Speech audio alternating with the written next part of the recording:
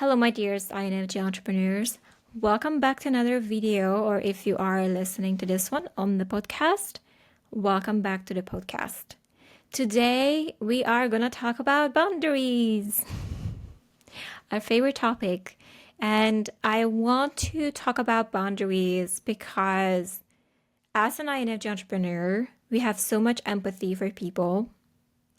And especially when we are in business, we tend to overgive, okay?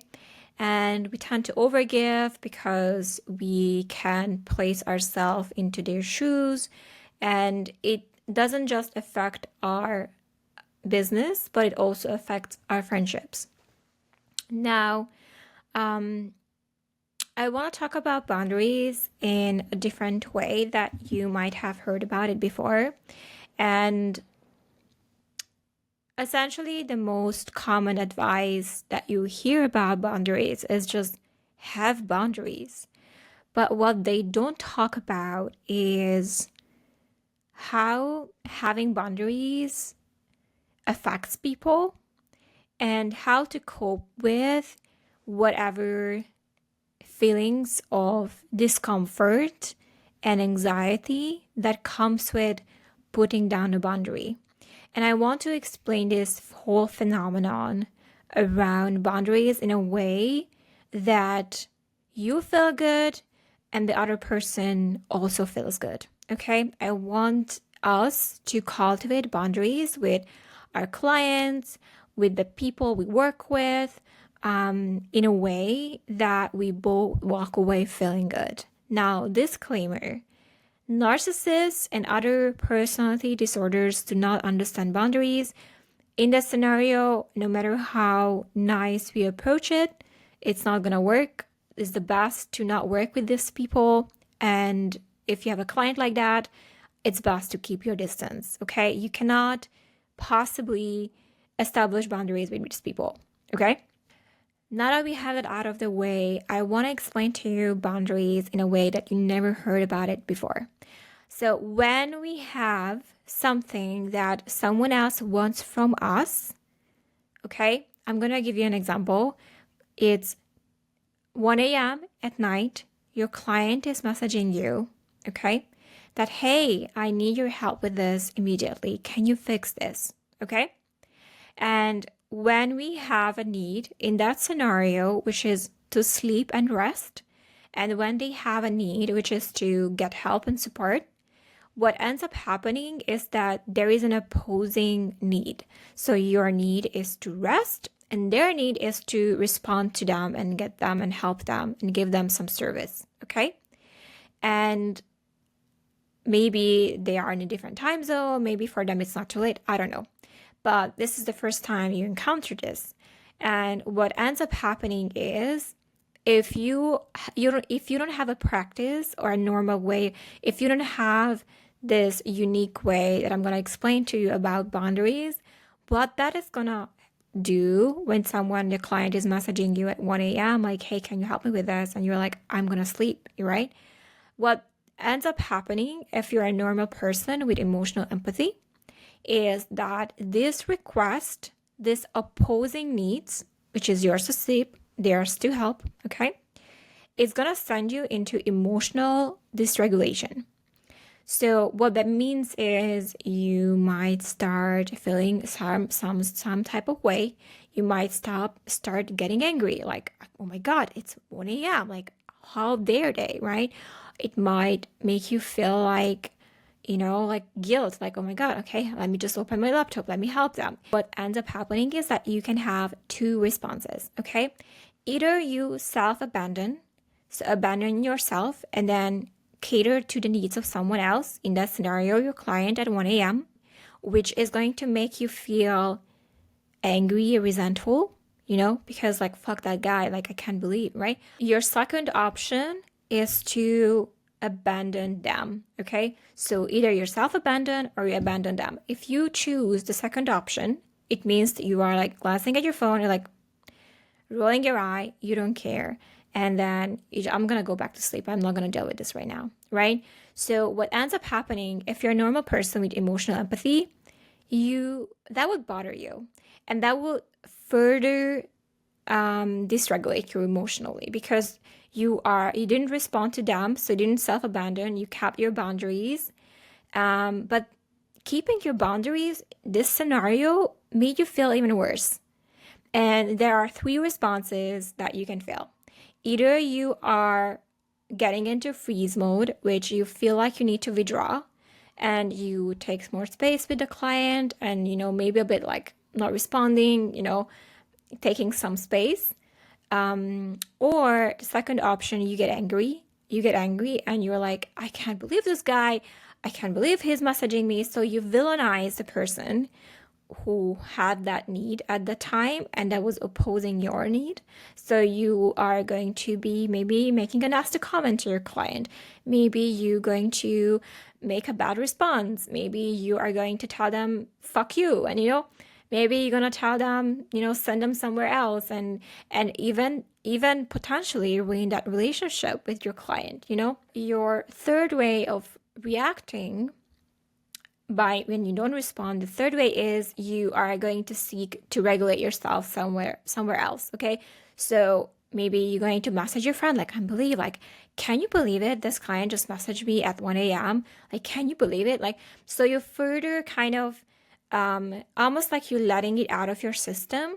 And by letting it out of your system, we call this externalizing your guilt.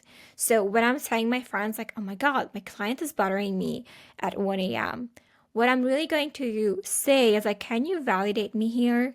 Can you say that it's not okay and I did good by not responding? Can you help me ease my guilt? Like, subconsciously, like, that's what we want to do. Like, we want to kind of ease the guilt that we feel because we didn't respond to them and we ignore their needs at that moment. Okay, so I don't know if you observe this, but either we go down the self-abandonment, which will create more resentment, more anger, passive aggression, and we're gonna cater to their needs to make them happy, but we don't feel good because it's fucking 1 a.m.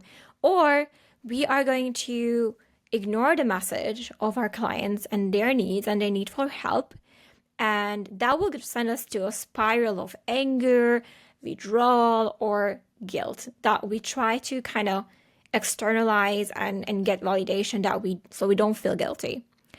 Either the scenarios, we are highly dysregulated, we don't feel good, and putting boundaries, they don't feel good. They feel like either I'm going to abandon myself or I'm going to be angry.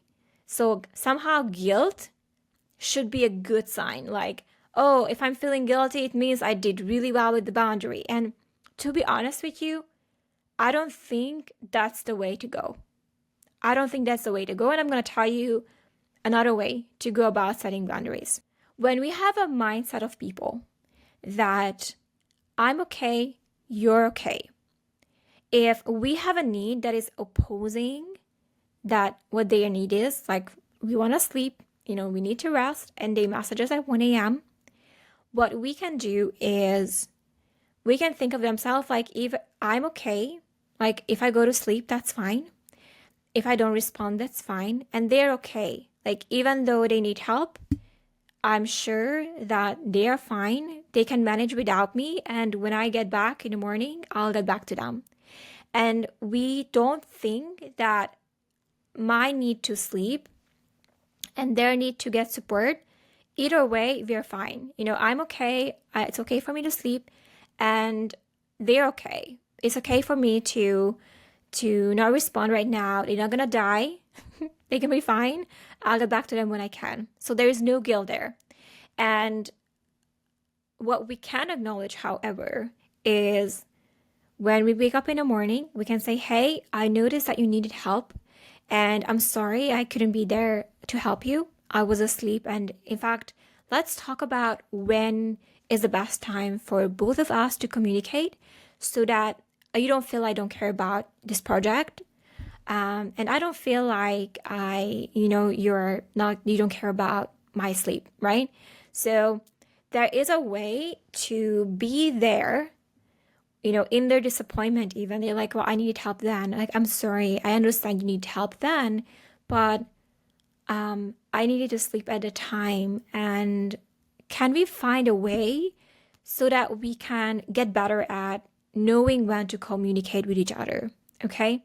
So, in this way, I'm not sent into anger and spiral and like all these crazy emotions. And I could be present with their frustration that I didn't respond that time. But then we can both find a way to collaborate and find a solution and come to that solution together so that when this happens next time, this won't happen next time, right? Like they would understand, like, oh, okay, I'm so sorry. I didn't realize it was 1 a.m., right? Even they can say that, oh my God, I didn't even compute that it was 1 a.m. for you at the time. So when we approach this with this mindset of, I'm okay, they're okay, and their need at the wrong time was just a human error, and that's okay, and I can repair the relationship, and we can discuss in a collaborative way how we're going to move forward working together. Okay, so there is no need for you to fight. There's no need for you to freeze and like withdraw. There's no need for you to get angry or upset. There's no need for them to get angry or upset. There's no need for them to, like none of that is necessary. If we approach them with compassion and we don't think that we did anything bad, and we are also able to empathize that they might needed help that time, right? And we weren't able to be there for them because we were, we prioritize our sleep, and then it's completely okay to do that, right? But we want to avoid in the future, we want to find solutions that work for the both of us so that this relationship, this client work relationship, continues to exist and none of us feel bad, anxious, or angry, or resentful, or guilty even, right? So I can be present with their upset that they need help at the time, but then I can also be like, you know what, let's find a solution for both of us to work this out. So we don't feel like, you don't feel like you're overextending yourself, and I don't feel like you expect me to do something that when I need to sleep, right? So I don't know if that makes sense, but this boundary setting, by the way, does not apply only to client relationships. It applies to every relationship, every single relationship. When you have a friend and your friend wants to hang out at 9 p.m. and messaging like, hey, let's hang out. And they just want to go out, they want to have fun. Maybe they had a hard day that day. And you're like, I'm so tired, I cannot go out. You can be present with them in their upset, like, oh, I really wanted to go out. Like, I understand. It doesn't mean I don't care about you. It's just I'm really, really feeling tired. Like, can we find maybe a better time for us to hang out tomorrow or suggest a different time, right? This doesn't have to be like, oh my God, like, I can't believe my friend is calling me at 9 a.m. to hang out with them. Like, you complaining to your friend, right? Because you're like, oh, I can't believe like they have no respect for my time. Like, it doesn't have to send you into chronic dysregulation, because you can think of yourself as like, I'm okay, they're okay. If I don't go out with them, they're gonna be fine. I'm gonna be okay too. Like, we are both fine. So I don't think that they are going to be mad at me, even though that's possible, even though it's okay for them to sometimes feel upset. Like, but when we reassure that we care about them and we try to find a collaborative repair and solution for both of us to meet in our own terms, that doesn't damage the friendship and that doesn't damage you, and you don't have to abandon yourself. So I don't know if that made sense, that entire boundary settings. I think the best for you to learn about your boundaries, especially if you are talking about client relationships, like, it's best for you to learn about those boundaries and communicate them ahead of time. So when when it comes to when we communicate, how often we communicate, like, if we can set those up in due time, then we don't have to get angry when we get, messages. But even if that happens, I always say this to everyone, it's never too late to change your mind. In fact, you have the right to change your mind. You have the right to have a bad day when you just like don't feel like, overextending yourself. And it doesn't have to be this constant overextension for both of you to feel good working together. If you both agree on your expectation and their expectation, and that you can communicate at the beginning. You can gently stir them back to, hey, remember we discussed this is when we have conversations and this is when we communicate. Like, can you just message me down? I think we already talked about this. Like, would that work for you? Like, can you help me with that? Like, there are so many non-aggressive ways for us to even reinstate those boundaries if we feel like they are shifting. So we have to think about those ways of like, okay, it's okay. It's okay for me to it's okay for me to change my mind. It's okay for me to take some space now. It's okay for me to rest. Like so long as those normal things don't become like shame bound, like it's not okay for me to rest, it's not okay, like almost like we get triggered, like, oh, how they are disrespecting me, right? We can get into our heads about and read into certain scenarios that sometimes can just be solved with simple communication of boundaries and finding a collaborative solution that is good for both parties. I really hope that this video helped you guys to not only for your client relationship, but for your personal relationships as well. Thank you so much for listening and watching this one. Let me know what you think in the comments below. If you have dealt with a situation before, how did you deal with it? There's one more thing I want to add here, which happens to me all the time, that sometimes I get triggered and I can feel myself get triggered. Like I can feel my heart beating, like I feel like getting emotional when, especially with like clients, when I feel like they didn't respect some boundaries that I had, even if I repeated them, right? It can send you into a bit of an anger. But when you feel triggered, I want you to give yourself space to process those emotions before you respond, okay? So when we feel triggered, we feel angry, our prefrontal cortex is offline, which is responsible for critical thinking and decision making and rational decision making. No matter how rational we are as INFJs, we think we are, but our amygdala, which is in our center of our brain, responsible for emotion, is online, and our critical thinking brain is offline.